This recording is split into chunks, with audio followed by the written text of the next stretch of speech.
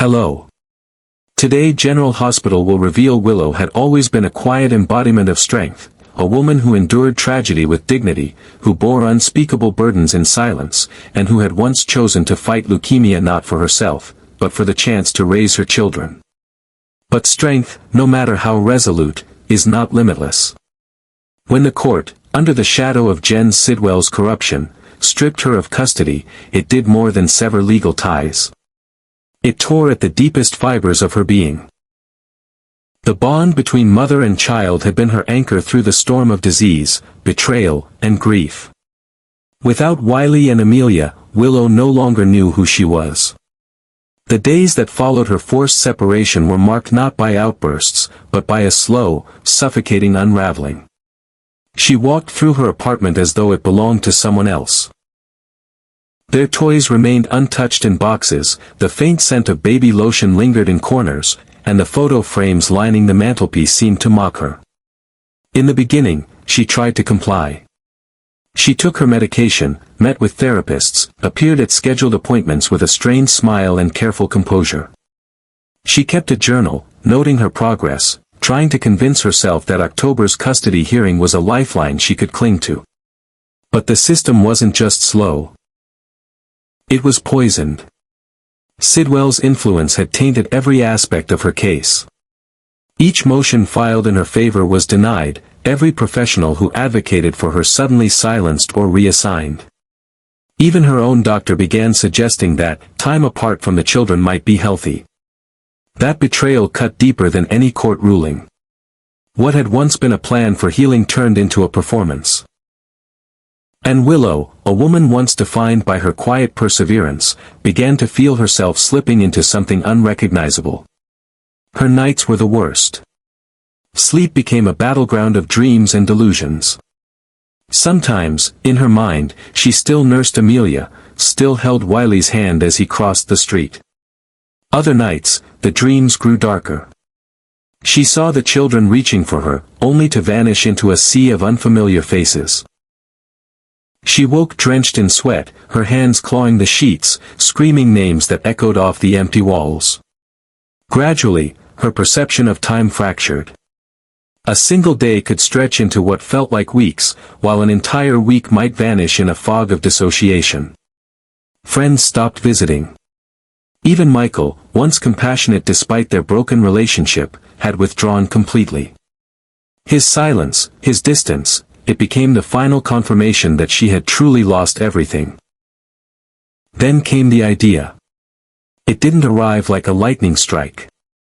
It seeped in slowly, through her fractured thoughts and aching heart. If the system refused to acknowledge her, if Michael refused to trust her, if the courts had already written her off, what alternative did she have? She began following Michael, not with the intent to confront, but simply to see the children from afar.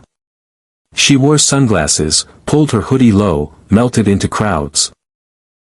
She watched them at the park, at the library, even once at a birthday party.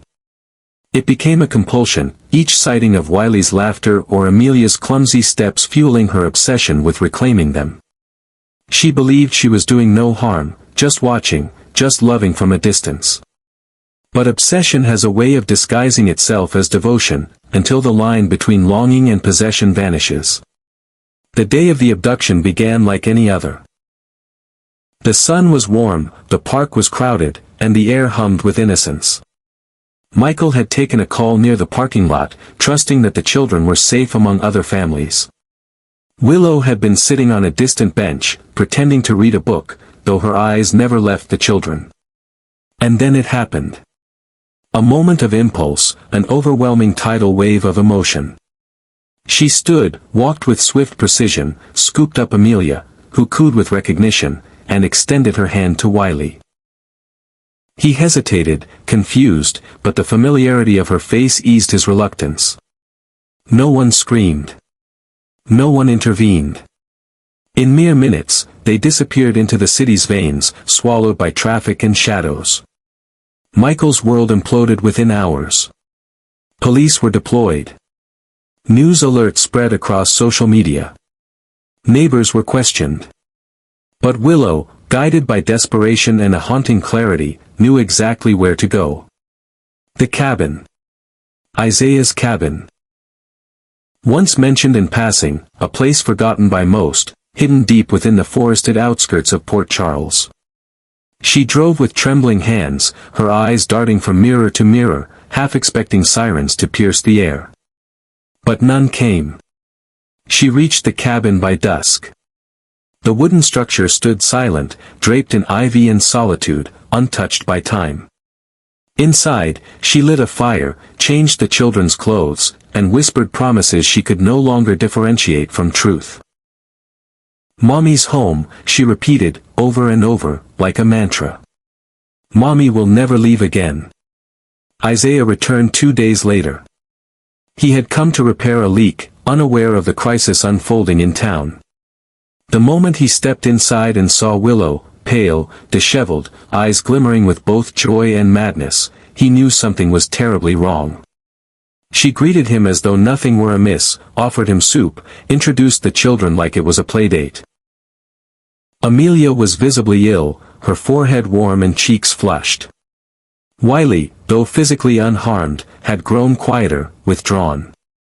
Isaiah didn't confront her immediately. Instead, he sat with her, listened. The more she spoke, the clearer it became, she believed this was salvation. That she had rescued them. That the world was against her, but she had finally found a way to win. Realizing the delicacy of the situation, Isaiah stepped outside and made a call, not to the police, but to Jason. He pleaded for discretion, for empathy. Jason agreed to come quietly. Meanwhile, Isaiah began the painstaking process of guiding Willow back to reality. He told her stories about the children, about how much they needed her to be well. He gently questioned her choices, not to accuse but to understand. Her responses were scattered, fluctuating between rationality and delusion. Some days she wept uncontrollably. Others, she insisted the cabin was their new forever home. The turning point came one stormy night. Amelia began coughing violently, her breathing labored. Willow panicked, rummaging through drawers for medicine she didn't have. Wiley clung to Isaiah, begging him to help. And in that chaos, Willow broke. She fell to her knees, sobbing, cradling her daughter and pleading for the nightmare to end. Isaiah wrapped his arms around her, promising they would fix it, together. By morning, they were back on the road. Jason met them halfway. There were no handcuffs, no raised voices. Just a quiet, solemn exchange between men who understood that pain doesn't always wear a villain's face. Willow was placed in a psychiatric facility under protective custody. The court allowed limited updates to be shared with her once she stabilized. Michael, seeing the raw, human tragedy unfold, dropped his petition for permanent termination of her rights. He now visits weekly, not to punish, but to understand. Wiley draws her pictures. Amelia, still too young to grasp the full story, smiles when shown photos of her mother. Willow's recovery is slow, uncertain. Some days she stares at the window for hours, waiting for the sun to rise just to know time still moves forward. Other days, she writes journals addressed to her children, chronicling memories, dreams, and apologies she may never speak aloud. But in those pages, there is a new kind of strength forming, not the strength to fight the world, but the courage to heal from it. Her path back to Wiley and Amelia is long, perhaps even impossible. But the fire that once consumed her has dimmed into embers, warm, glowing, and, with care, capable of lighting the way home. Willow had once been the quiet heartbeat of her family, the gentle center of a world that constantly threatened to fall apart. Her strength had been her softness, her ability to endure unspeakable hardship without allowing it to harden her heart. She had sacrificed, endured a deadly illness, and walked through the shadow of death with nothing but her children's faces lighting the path before her. Wiley and Amelia were not merely her children, they were the reason she chose life, the reason she returned when her body begged her to give up. And so, when the legal system, tainted by corruption, deemed her unfit and tore her from the lives of the two souls that made her whole, something inside Willow did not just break. It began to decay, slowly, silently, with a poison more insidious than grief. At first, she told herself she could survive it. That the separation was temporary. That if she complied with every requirement, kept her temper buried beneath practiced smiles, and proved herself stable in every evaluation, she would earn back her place. Her apartment was a shrine to motherhood, tiny socks never put away, baby shampoo untouched in the bathroom, framed drawings Wiley had made in better times. She couldn't bear to move anything, as though disrupting the stillness would erase the echo of their voices. She kept their room untouched, just in case they came home tomorrow. Or the day after. Or someday. But someday never came, and soon she stopped opening the door altogether. The phone calls began to hurt more than heal. Each time she dialed Michael, her voice tentative but hopeful, and each time it went unanswered or was cut short with polite detachment, the void inside her grew wider. It was no longer just about the children. It was about erasure. She was being erased, from their lives, their memories, their futures. And the more she tried to hold on, the more invisible she became. Even friends who had once championed her recovery began to shift their tone. Therapists advised her to focus on self-care, not realizing that for Willow, self-care was being a mother. She wasn't trying to recover so she could feel better, she was trying to recover so she could be there. That distinction was everything. When the October custody hearing was scheduled, it felt less like a light at the end of a tunnel and more like a finish line she might never reach. Every week that passed without seeing her children stretched like eternity. She began to lose her sense of time. She forgot to eat. Days blurred together in a fog of fatigue and paranoia. And then came the dreams. Vivid, wrenching dreams where Wiley would scream for her, or Amelia would disappear into the woods, or Michael would look her in the eyes and say, "They don't remember you anymore." She began to wake up breathless, sometimes in tears, sometimes with her fists clenched so tightly her nails cut into her palms. That's when the thought started. Not loud, not demanding, just a whisper in the back of her mind, "If they won't give them back, maybe I can take them." She resisted at first. She didn't want to become the villain. But the whisper grew louder each day, fueled by every missed call, every letter returned unopened, every court order denying her even supervised visitation. It wasn't revenge she wanted. It was to matter again. To exist in their world. To reclaim her role, if only for a few days, a few nights, a few whispered lullabies in the dark. She followed Michael, not obsessively, but carefully. She learned his routines. The playground he preferred. The grocery store he visited on Tuesdays. The pediatrician's office on Maple Street. At first, she only wanted to see them. To make sure they were safe. But every time Wiley laughed without her, every time Amelia toddled forward into someone else's arms, a part of Willow's mind splintered further. She began keeping a notebook. Not one filled with delusions, but plans, simple logistics. What time they left the house. How long Michael stayed on his phone. How often he looked away. It was not a blueprint for crime. It was a love letter to a future she believed was being stolen from her. And one afternoon, when the stars aligned and her loneliness reached its sharpest peak, she acted. It was quiet. Clean. She approached the park as she always had, blending in.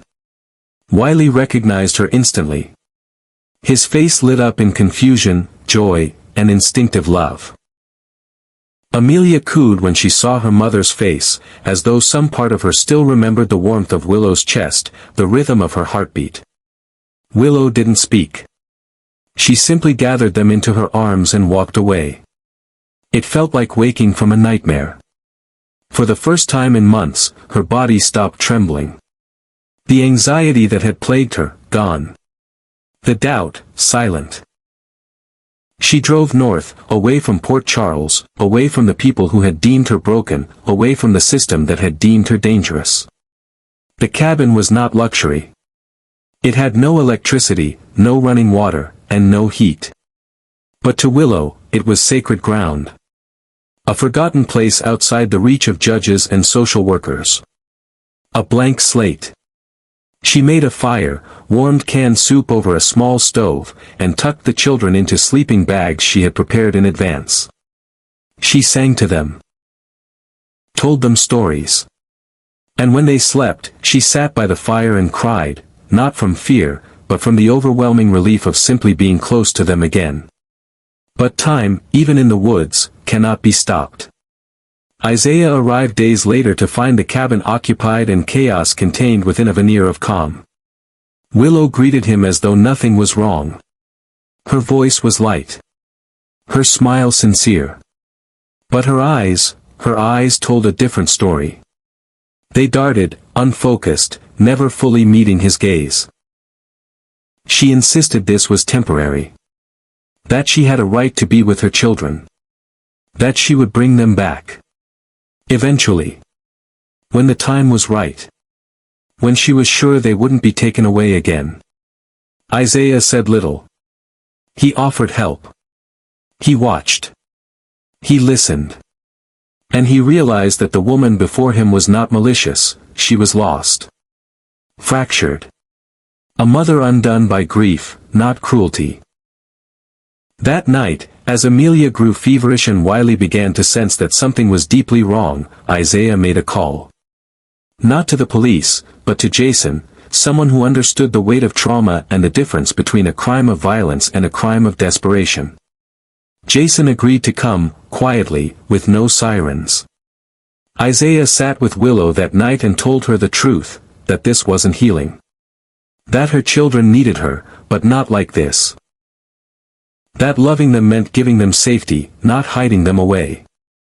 Willow resisted, at first. But the illness in Amelia's cheeks, the fear in Wiley's silence, it cut through even her most fragile delusions. And when she broke completely. She wept, shaking, collapsing into Isaiah's arms, pleading for help, for forgiveness, for a path forward. By dawn, they were back on the road. And when the authorities arrived, Willow stepped out with her children, her hands raised, her head bowed. Not in shame, but in surrender. Not to the law, but to the truth, that she needed help, and that she was no longer afraid to ask for it. Today, Willow remains in a secured psychiatric care facility. Not as a prisoner, but as a patient. She is receiving the care she was long denied, the care she never knew how to ask for. Michael visits, cautiously at first, but more often now. He brings drawings from Wiley, soft toys for Amelia, and sometimes, just sits beside Willow in silence. They don't speak of what happened, not yet. But they are rebuilding something. Not trust. Not romance. But understanding. Willow writes daily. Journals filled with apologies, memories, and future promises. Letters to Wiley and Amelia that she hopes to one day read aloud to them. She paints. She sings. She dreams, not of escape, but of return. One day. When she is ready. When they are ready. And in that hope, she is beginning to heal. Because now, finally, she is no longer trying to prove she's a mother. She's becoming one again. In the emergency hearing that followed the harrowing events of Willow's breakdown and the unauthorized removal of her children, the atmosphere inside the courtroom was unlike anything Port Charles had witnessed in recent years. The judge, flanked by attorneys, child welfare officers, and law enforcement, found himself presiding over a case that had exploded beyond the confines of custody disputes and into the heart of a community's collective conscience. Willow's actions, yes, legally defined as kidnapping, were no longer being viewed through a singular lens of guilt and punishment. Instead, the courtroom had become the crucible for a larger reckoning. Not only of her mental state but of the system that had driven her to the brink. Medical records were introduced as evidence, chronicling her fragile recovery from leukemia and the subsequent psychological unraveling that occurred when she was barred from contact with her children. Her therapist testified about signs of clinical depression, PTSD, and long-term emotional trauma exacerbated by the abrupt withdrawal of her identity as a mother. Testimonies from character witnesses. Nurses, counselors, even former teachers of Wiley, painted a picture not of a dangerous woman but of a woman in profound, untreated pain. Jason spoke before the court, describing Willow's actions not as calculated criminal behavior but as a last resort born from fear, powerlessness, and an aching maternal instinct that had nowhere left to go. Even Michael, initially rigid in his stance, struggled to hold back emotion as he described the Willow he once knew. He acknowledged her mistakes but also laid bare the slow disintegration he had witnessed and failed to stop.